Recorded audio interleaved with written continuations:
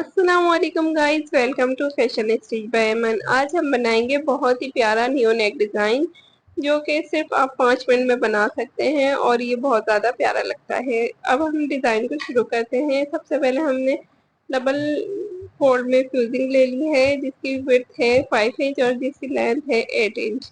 अब हमने 3.5 इंच गले की विड्थ रखनी है और लेंथ भी हम 3.5 इंच ही रखेंगे। इसके बाद हम इस तरह से स्केल की मदद से लाइन बना लेंगे। अब हमें राउंड नेक की शेप बनानी है। आप पहले हल्के हाथ से राउंड नेक की शेप बनाएं, फिर अगर आपको ये सही लगे तो आप इसको डार्क कर दें।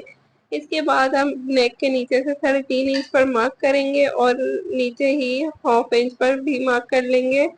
अब हमें यहाँ पर ड्रॉप शेप बनानी है। आप पहले इसको भी हल्के हाथ से बनाएंगे ताकि हमारी जो परफेक्ट शेप हो उसको हम डार्क कर लें, जैसे मैं कर रही हूँ। इसके बाद हम 1 इंच का गैप छोड़कर 2.5 इंच पर लेंथ मार्क करेंगे दोबारा से। ये हमारा दूसरा शेप होगा नेक डिजाइन का। यहाँ पर भी हमें ड्रॉप शेप के डिजाइन में ही एक शेप बनानी है। पहले रफली बनाएंगे, फिर हम अगर हमें सही लगेगा तो इसको हम डार्क कर लेंगे कुछ इस तरह से जैसे मैं कर रही हूँ। अब हमारा डिजाइन ड्रॉ हो चुका है। इसके बाद हमें 1.25 इंच के गैप पर इस तरह से मार्किंग करनी है। नेक के साथ साथ हम पूरे नेक पर मार्क कर लेंगे 1.25 इंच के गैप से। यह हमारा एक्स्ट्रा मार्जिन होगा। इसके बाद हम इसको कट करेंगे। कटिंग करते हुए सबसे पहले हम अंदर की साइड से डिजाइन कट करेंगे जैसे मैं कर रही हूँ। हमें बिल्कुल लाइंस पर ही कटिंग करनी है ताकि हमारे डिजाइन की शेप अच्छी बने। बिल्कुल गोलाई के पास से बिल्कुल एहतियात से करेंगे। जहाँ पर हमने लाइन बनाई है वहीं से कटिंग करेंगे और इससे हमारे डिज़ाइन में फिनिशिंग भी आएगी। इस तरह से जैसे मैंने आराम से कटिंग करी है, आपने भी इसी तरह से कटिंग करनी है। सबसे पहले मैंने अंदर का डिज़ाइन कट कर लिया है। अब साइड में जो एक्स्ट्रा फ्यूजिंग है इसको भी इसी तरह कट कर लेंगे। ये मैंने साइड की फ्यूजिंग भी कट कर ली है। अब हमें ब्लैक कपड़े पर ये इस तरह से पेस्ट करना है। मैंने बीच की फ्यूजिंग भी पेस्ट कर ली है ताकि हमारा गला फैले भी ना और इसकी शेप भी खराब ना हो।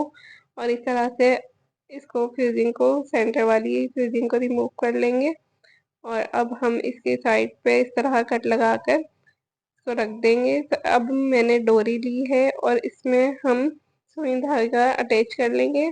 अगर आप घर में डोरी बनाते हैं तो उसको पलटने के लिए भी आप सुई की मदद से सीधा करते हैं तो उसको आप कट नहीं करें।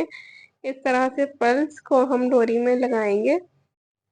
इस तरह से सुई की मदद से आसानी से हम इन पल्स को डोरी में लगा लेंगे। अगर आप घर में डोरी बनाएं तो उसको इतना बारीक बनाएंगे उसमें पल्स आराम से लग जाएं। ये अब हमने लेना है नेक और इसका जो एक्स्ट्रा फैब्रिक है इसको इस तरह से मशीन की मदद से फोल्ड कर करके स्टिच करना है। और अगर आप चाहें तो ये पहले फैब्रिक ग्लू की मदद से भी फोल्ड कर सकते हैं इस फैब्रिक को जो हमने एक्स्ट्रा फैब्रिक छोड़ा था।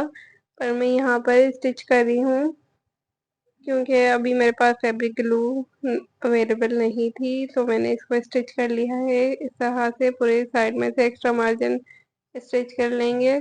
इसके बाद हम लेंगे अपना शर्ट और उस पे हम इस गले को सेंटर से रखेंगे और सेंटर में एक सिलाई लगा लेंगे। इसके बाद हमें फ्यूजिंग के साथ साथ स्टिचिंग करनी है। इससे हमारे गले की स्टिचिंग हो जाएगी। जैसे मैं बिल्कुल साथ साथ कर रही हूँ, फ्यूजिंग के ऊपर स्टिचिंग नहीं आनी चाहिए। बिल्कुल हम बराबर बराबर करेंगे और जहाँ पर गोल शेप आ रही है वहाँ से हम मशीन को उठा उठा कर गोल शेप में टर्न करेंगे ताकि हमारी शेप बिल्कुल ठीक से बने। जैसे मैं कर रही हूँ बिल्कुल आराम से करना है। ये हमें पूरी फ्यूजिंग के साथ साथ सिलाई लगानी है। और अगर आपको ये वीडियो पसंद आई है तो लाइक शेयर कमेंट करना मत भूलिएगा और एक सब्सक्राइब का बटन दबाते जाइएगा ताकि आपको आगे मजीद अच्छे अच्छे नेक डिज़ाइन की वीडियो मिलती रहे और आप लोग अच्छे से नेक डिज़ाइन बनाकर पहनते रहें। इस तरह से हम गले को स्टिच कर लेंगे। इसके बाद हम एक्स्ट्रा फैब्रिक को रिमूव करेंगे, कट करेंगे इस तरह जैसे मैं कर रही हूँ। आपने भी इसी तरह से एक्स्ट्रा फैब्रिक को कट कर लेना है और ये जो नीचे की शेप्स है इसके भी एक्स्ट्रा फैब्रिक को हम रिमूव करेंगे और कट कर लेंगे। इस तरह से करें जैसे मैं कर रही हूँ।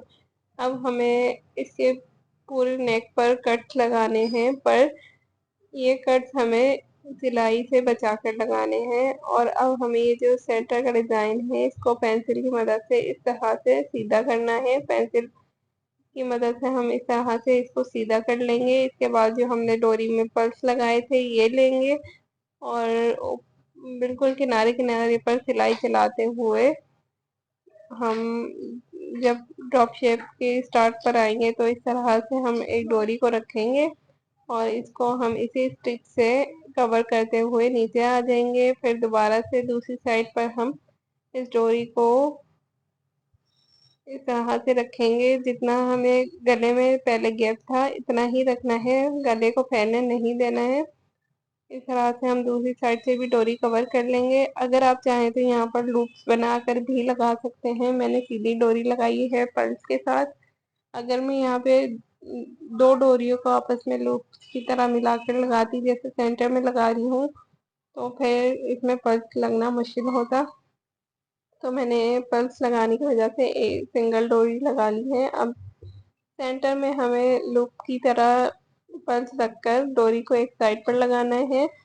इसके बाद हम दूसरी साइड के लिए डोरी जो लेंगे उसको हम एक गिठान लगा लेंगे और उसमें इतना गैप छोड़ना है जिसमें पल हमारा फिट हो जाए और ये बटन खुले ना। ये पल्स हम ऐसा बटन यूज कर रहे हैं तो इसको हमें कवर करना है, जैसे ये मैंने आपको करके दिखाया है। ये हमारी डोरी में फिट हो जाएगा और निकलेगा भी नहीं। तो ये हम दूसरी साइड पर इस तरह से डोरी का लूप लगा लेंगे।